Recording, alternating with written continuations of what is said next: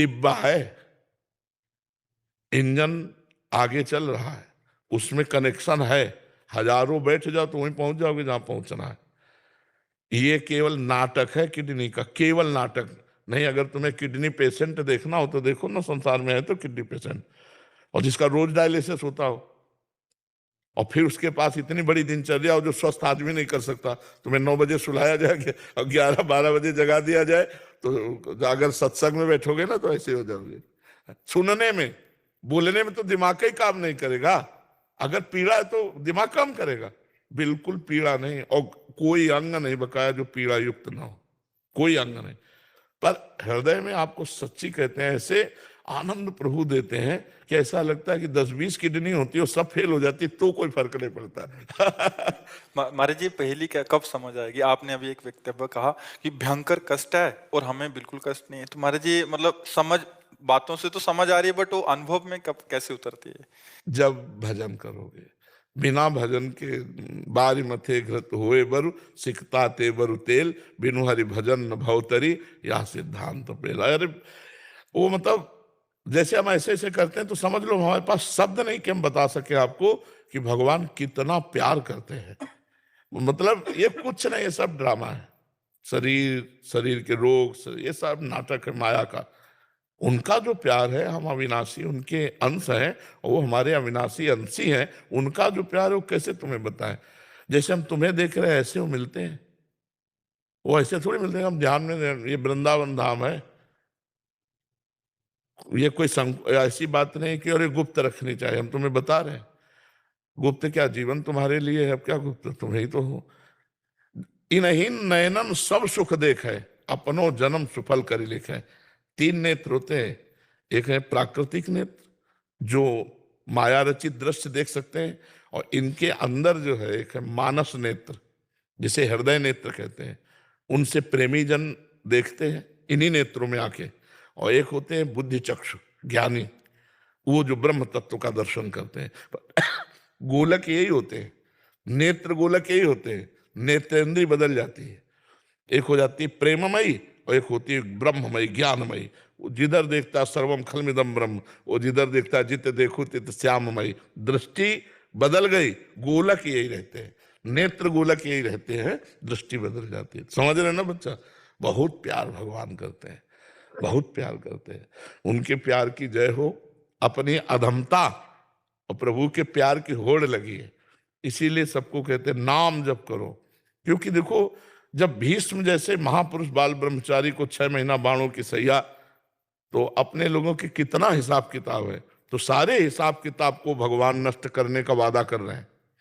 सर्वधर्मान परित्यज्य मामेकम शरणम व्रज, तो अहम त्वाम सर्व पापेभ्यो मोक्षयिष्यामि मा शुचा। एकदम फिट अब जा रहे हैं, अपने प्रभु के पास जा रहे हैं, एकदम क्लियर, न संचित कर्म रह गया, न क्रियमाण और न प्रारब्ध, और भगवान की प्राप्ति। कितना बढ़िया हो गया, थोड़ा थोड़ा थोड़ा करके फटाफट सब भुगवा दिया। आप देखो बड़े महापुरुषों को देखो, रामकृष्ण परमहंस जी के कैंसर हो, भाई जी हनुमान प्रसाद पोद्दार जी के उदर में कैंसर, स्वामी राम सुखदास जी के शीश पर कैंसर हुआ था ब्रह्मरंध्र के पास। तो कई बड़े बड़े महापुरुष, तो ये महापुरुषों को क्या हुआ?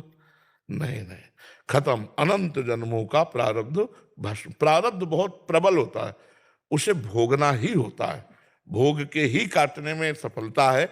अगर उसको मिटाने में सफल हो गए तुम, तो फिर असफल हो जाओगे भगवत प्राप्ति में।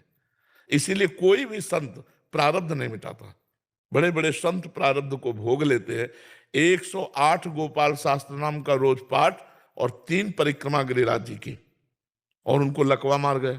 अब न परिक्रमा और न पाठ, क्योंकि बोलने में ही परेशान।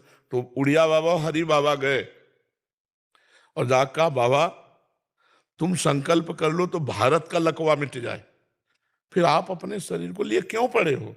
आपके पास इतनी सामग्री है कि संकल्प करो, अभी ठीक हो जाओ। 108 गोपाल शास्त्र नाम का पाठ रोज, कितनी बड़ी बात है। और 3 परिक्रमा गिरिराज जी की, और लकवा मार गया। तब उन्होंने मुस्कुरा के कहा, बाबा परीक्षा ले रहे हो क्या? ब्रह्मास्त्र का प्रयोग मच्छर मारने के लिए नहीं किया जाता।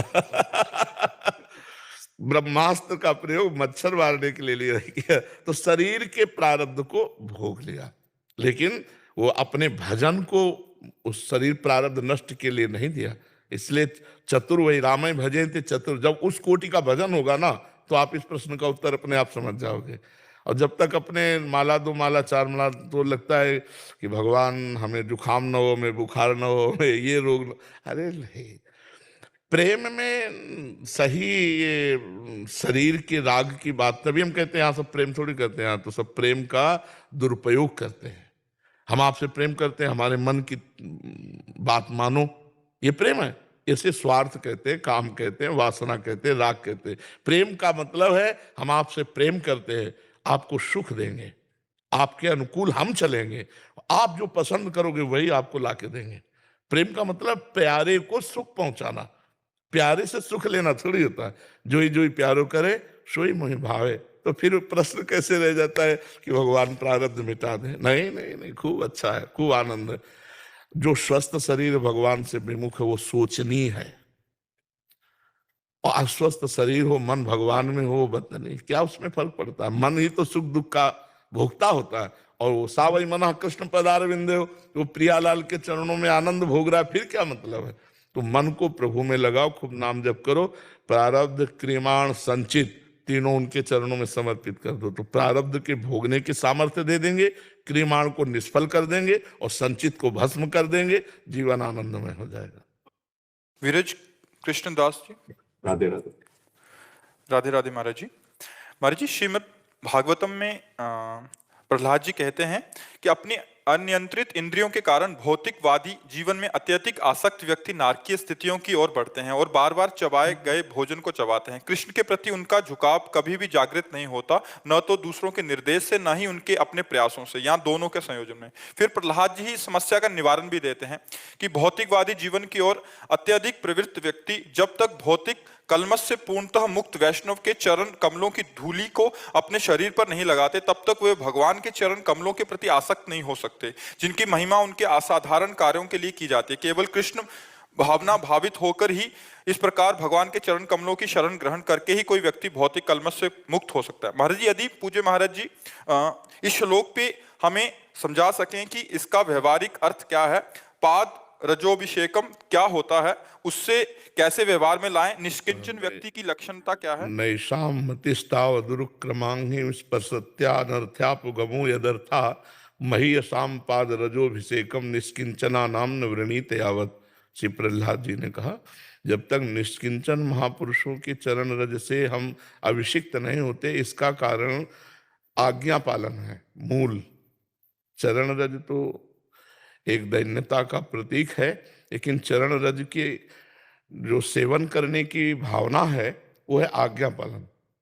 किसी महापुरुष की आज्ञा में जो भगवान के अनुराग रंग में रंगा हुआ है, सब साधन एक तरफ और भगवान का प्रेम एक तरफ। भगवान गीता जी में इन सब बाहरी बातों को कहीं नहीं बोला, एक बात बहुत बार बोली है, अनन्यस चिंतयन्तो माम अनन्य चेता सततम। भगवान इसमें कह रहे मैं बहुत जल्दी प्राप्त हो जाऊंगा। अनन्य चेता सततम यो माम स्मृति नित्यसः तस्याहम सुलभा पार्थ नित्य युक्त से योगिना। अनन्य चिंतन, महात्मा कौन? जो भगवत चिंतन परायण हो। कैसा भगवत चिंतन? अव्यावृत भजनात्। देवर्षि नारद जी कहते अखंड भजन, तदर्पिता अखिलाचारिता तद्विस्मरणेन परम व्याकुलते थी। जो समस्त आचरण भगवान को समर्पित किए हुए और हर समय भगवान के स्मरण में डूबा है, थोड़ा भी विस्मरण का आभास होने पर भी वो व्याकुल हो जाता है, जैसे मछली को जल से बाहर कर दो। सबसे बड़ी पहचान भगवत स्मृति की, और वो अंदर का विषय बाहर से जाना नहीं जा सकता। इसलिए देवर्षि नारद जी ने कहा मात संगस्तु दुर्लभ हो, महापुरुषों का संग बड़ा दुर्लभ है। फिर कहा अगम्यो, निर्वाह कर पाना उनका संग कठिन है, और निर्वाह कर ले गए तो अमोघश्च, निश्चित भगवत प्राप्ति हो जाएगी। कुछ बाहरी लक्षण होते हैं जिनका व्यवहार प्रपंच में भी सानिध्य प्राप्त होता है। ऐसा नहीं कि ना प्राप्त हो, नहीं तो व्यवहार प्रपंच में डूबे हुए लोगों का मन आकर्षित करके भगवान में लगाना ये हो ही नहीं सकता। ये उन्हीं महापुरुषों से होता है जिसके समीप बैठने से हमारे हृदय में एक अलौकिकता का आनंद उठे और हमारे दोष हमारे सामने सब आने लगे। मैं इतना नीच हूं, मैं ये देखो मेरे अंदर ये दोष, मेरे अंदर ये दोष, आपके अंदर बिल्कुल रील चलने लगे और लगे मैं कितना अधम हूं। अब मैं भगवान का भजन करूंगा, अब मैं इन दोषों को छोड़ूंगा, बिना कहे तुम्हारे अंदर ही चलने लगेगा। उनका परमाणु, उनकी कृपा वो आपका परिवर्तन प्रारंभ कर देगी। जिनके देखने से ऐसा लगे, देख तो पहली बार रहा हूं लेकिन ऐसा लग रहा है हमारा इनका परिचय बहुत पुराना है, क्योंकि वो भगवान में जुड़े हैं ना, भगवान में चित्त वृत्ति है और भगवान का हर अंश जीव है। तो ऐसा लगता है कि इनको देख तो मैं पहली बार रहा हूं लेकिन ऐसा लग रहा है मेरे बहुत पुराने मित्र हैं, मेरे बहुत पुराने प्रिय हैं। जिन संतों के दर्शन मात्र से, संभाषण मात्र से संसार फीका लगने लगे, असत आचरण छूटने लगे, भगवान प्रिय लगने लगे, ये बाहरी पहचान। आंतरिक तो आप सरिश्चा कर देंगे, जैसे वो है वैसे तुम्हें बना देंगे। आप सरिश्चा है सबकी ना, वो अपने समान बना देंगे। और संत की स्थिति संत ही जान सकता है, अन्य नहीं जान सकते। जैसे विद्यार्थी अपने टीचर की योग्यता का निर्णय नहीं कर सकता है, क्योंकि तो विद्यार्थी काका गागा पढ़ रहा है और वो डिग्री लेके पढ़ाने आया है।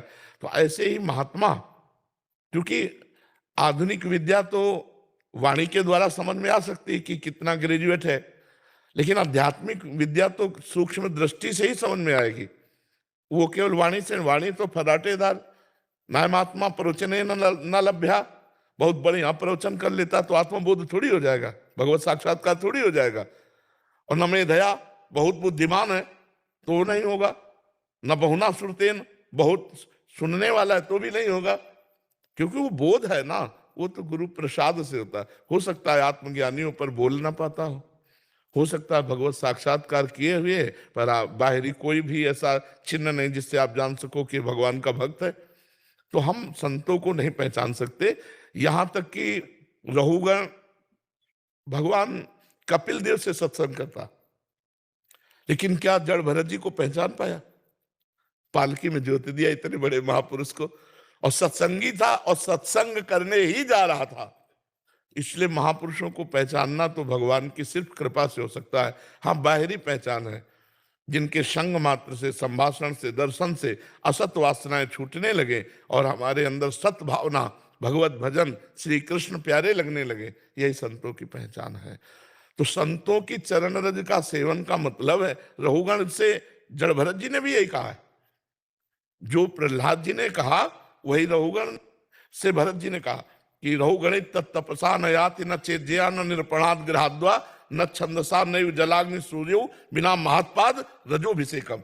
वहां कह रहे निष्किंचना नाम न वृणीत यावत। निष्किंचन का तात्पर्य होता है जो भगवान के सिवा कोई भी संग्रह परिग्रह जिसके हृदय में नहीं, वो अम्बरीश जी है।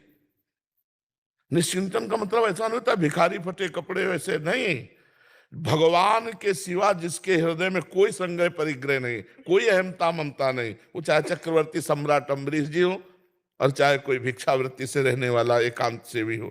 निष्किंचन का मतलब ऐसा नहीं होता कि उसके फटे कपड़े हैं, गरीब आदमी है तो निष्किंचन है।